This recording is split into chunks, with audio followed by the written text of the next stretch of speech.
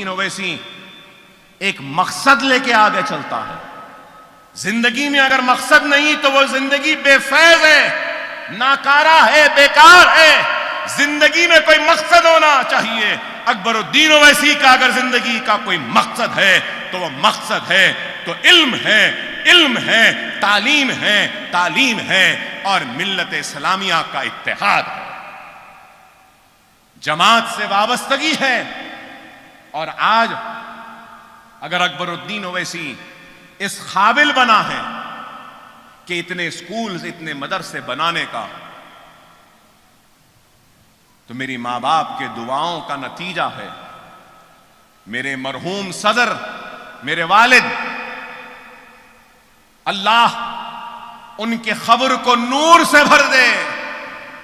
سالار ملت علیہ رحمہ کی دعائیں اور ان کی تعلیم کا نتیجہ ہے. میرے ضعیف والدہ محترمہ کی تعلیم و تربیت و دعاؤں کا نتیجہ ہے. تو یہ سالار ملت ایجوکیشن ٹرسٹ کی یہ کامیابی میرے صدر بیرسٹر اسد الدین اویسی صاحب کی وجہ سے ہے. میرے یہ ادارے، یہ سب کچھ اگر کچھ ہے تو مجلس اتحاد المسلمین کی وجہ سے ہے. میرا وجود جماعت کی وجہ سے ہے، میری طاقت جماعت کی وجہ سے ہے، میرا کام جماعت کی وجہ سے ہے، میرے ادارے بھی مجلس اتحاد المسلمین کی وجہ سے ہے. میرے صدر بیرسٹر اسد الدین اویسی کی وجہ سے یہ ہے. نام سالار ملت ایجوکیشن ٹرسٹ ہے لیکن یہ جو کچھ بھی ہے مجلس اتحاد المسلمین کی وجہ سے ہے، آپ کی وجہ سے ہے، آپ کے دعاؤں کی وجہ سے ہے، آپ کے اعتماد کی وجہ سے ہے، آپ کے اتحاد کی وجہ سے ہے. اگر آپ کی دعائیں، آپ کا اتحاد نہیں ہوتا تو شاید یہ ممکن نہ ہوتا. اگر میری جماعت میرے ساتھ نہ ہوتی تو شاید یہ ممکن نہیں ہوتا. میرے صدر کی رہنمائی نہ ہوتی تو شاید یہ ممکن نہیں ہوتا. میرے والد اور والدہ کی دعائیں نہ ہوتی تو شاید یہ ممکن نہیں. اللہ کی راہ میں کام کرنے والوں کی کمی نہیں. اللہ جس سے چاہے اس سے کام لے لے. اللہ مجھ سے کام لے رہا ہے تو بس دعا ہے اللہ سے کہ اے اللہ تو اس کام کو قبول کر، تو ہمارے اس کام کو قبول کر. اے اللہ تو جانتا ہے کہ بڑی مصیبتوں میں زندگی گزاری ہے میں نے، بڑے کرب میں گزاری ہے کئی راتیں میں نے، مگر اے اللہ میں نے تیرے حبیب کی امت کی خدمت میں کبھی بھی کوتاہی نہیں کی، کبھی بھی بے ایمانی نہیں کی. ان کے ساتھ ایمانداری کے ساتھ خدمت کی ہے. اے اللہ تو اس کام کو قبول کر لے، تو اس کام کو قبول کر لے. راتوں کے کرب اور ضربوں کے ضرب کی تکلیف میں بھی میں نے فکر کی ہے تو اپنے درد کی نہیں فکر کی ہے. تو اے اللہ تو جانتا ہے تیرے حبیب کی امت کی فکر کی ہے. میں نے کبھی اپنے ذات کی، اپنی اولاد کی فکر نہیں کی، فکر کی ہے تو اے اللہ تیرے حبیب کی امت کی فکر کی ہے، تو اس جماعت کی فکر کی ہے، تو میرے صدر کی، میری عوام کی. اے اللہ تو ان سب کی حفاظت کر دے. اے اللہ تو ان سب کی حفاظت کر، سب کو کامیابی و کامرانی عطا فرما. ہمارے اس کام کو قبول کر لے. نہیں معلوم کہ کتنے دن زندہ رہوں، لیکن جب تک زندہ ہوں میرا ہر لمحہ آپ کی فکر، آپ کی تڑپ، آپ کی خدمت میں گزرے گا. یہ وعدہ ہے میرا. میرے زندگی میں اب کوئی خواہش نہیں. اللہ کا شکر، کچھ نہیں چاہیے. اللہ اس کے رسول کی قسم اقتدار بھی نہیں چاہیے، ایم ایل اے بھی نہیں چاہیے، کچھ بھی نہیں چاہیے.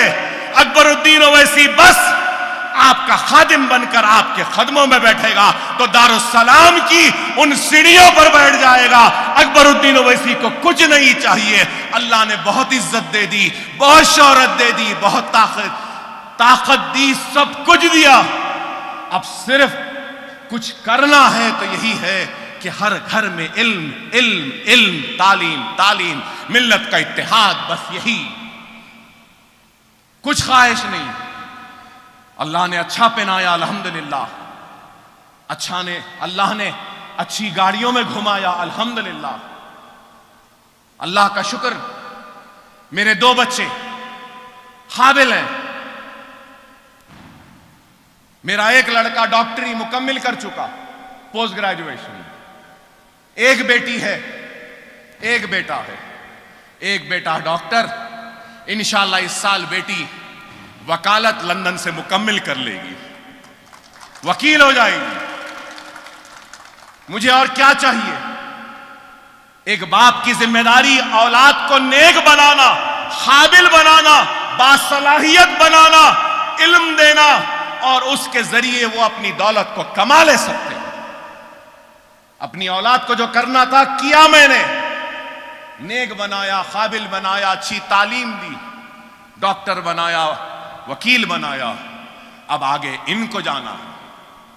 مگر میں اللہ سے یہی دعا کروں گا کہ میرے بعد بھی یہ ادارے ایسے ہی چلتے رہیں جیسا میری زندگی میں چلتے ہیں۔ یہ اسکولوں پہ ماہانہ 30 لاکھ کا خرچہ آتا ہے تنخواہوں کا، 30 لاکھ کا ماہانہ۔ اگر آپ سالانہ لے لیں تو قریب 3.5-4 کروڑ روپے سالانہ صرف تنخواہ میں جاتے ہیں۔ پھر سالانہ یہ اسکولوں کی تعمیر میں بھی کروڑوں روپے جاتے ہیں۔ اللہ میری اولاد کو اس قابل بنا کہ وہ میرے بعد بھی یہ 4 کروڑ کا خرچہ اسکولوں کا برداشت کر سکیں، اپنی زندگی کے ساتھ ساتھ میرے اسکولوں کو بھی چلا سکیں۔ میری کوشش ہے کہ زندگی میں ایسا کچھ انتظام کر چلا جاؤں کہ میرے مرنے کے بعد بھی میرے اسکول میری اولاد کے محتاج نہ رہے، کسی کے محتاج نہ رہے، خود بخود میرے اسکول چلتے رہیں۔ انشاءاللہ آئندہ 5 سال میں وہ کام بھی کروں گا۔ وہ کام کرنا ہے مجھے کہ 5 سال میں ایسا بنا دوں کہ ایسے کرائے آئے جس کے ذریعے میرے اسکول خود بخود ان کرایوں کے ذریعے چلتے رہیں۔ یہ ہماری کوشش ہے۔ خیر بہرحال آپ تمام کا ممنون و مشکور کہ آپ نے وقت نکالا اور میری ہمت افزائی کی۔ میرے لیے میری زندگی کا سب سے بڑا کام اگر کچھ ہوتا ہے نا تو وہ یہ اسکولز ہوتے ہیں۔ لوگ بولتے ہیں مجھے اکبر صاحب آپ اسکولوں میں پھرتے ہیں۔ ہاں میں پھرتا ہوں، آج تک نہیں بولا، آج کہتا ہوں۔ جب بہت درد ہوتا ہے پیٹ میں، طبیعت بہت خراب رہتی ہے اور درد سے کھانا نہیں کھا سکتا، بھوکا رہتا ہوں، پیاسا رہتا ہوں، اور کسی وجہ سے دل میں درد ہوتا ہے، کرب میں رہتا ہوں، تکلیف میں رہتا ہوں، تو اللہ اس کے رسول کی قسم ان اسکولوں کا رخ کرتا ہوں، اور جب معصوم غریب بچوں کے چہروں پہ وہ مسکراہٹ دیکھتا ہوں تو میرا سارا غم چلا جاتا ہے، ساری تکلیف چلی جاتی ہے، سارا کرب چلا جاتا ہے۔ یہ خوشی مجھے ملتی ہے۔ میری زندگی کی سب سے بڑی خوشی ہے تو وہ ان معصوم بچوں کی تعلیم کا انتظام ہے۔ میں آپ کا ممنون ہوں، مشکور ہوں کہ آپ نے وقت نکالا اور میری ہمت افزائی کی، اور دعا کریں اپنے نمازوں میں کہ اللہ میرے اس کام کو قبول کرے۔ لاک ڈاؤن میں بھی ہم نے کام کیا، یہ سیلاب میں بھی کام کیا، جتنا ہو سکتا ہے میرے سے میں نے کیا۔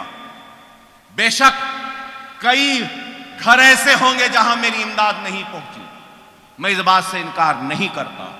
بے شک کئی ایسے گھر ہوں گے جن کی تباہی کو میں نے نہیں دیکھا، بے شک کئی ایسے دکان ہوں گے جن کی تباہی پر میں نے مدد نہیں کی، لیکن اللہ بہتر جانتا ہے میری ذات سے جتنی کوشش جتنی ممکن میں نے کی ہے، اور اگر کوئی حقدار واقعے میں حقیقی متاثر و حقدار اگر چھوٹ گیا ہے تو ضرور اس حقدار مستحق تک بھی امداد پہنچانے کی کوشش کروں گا۔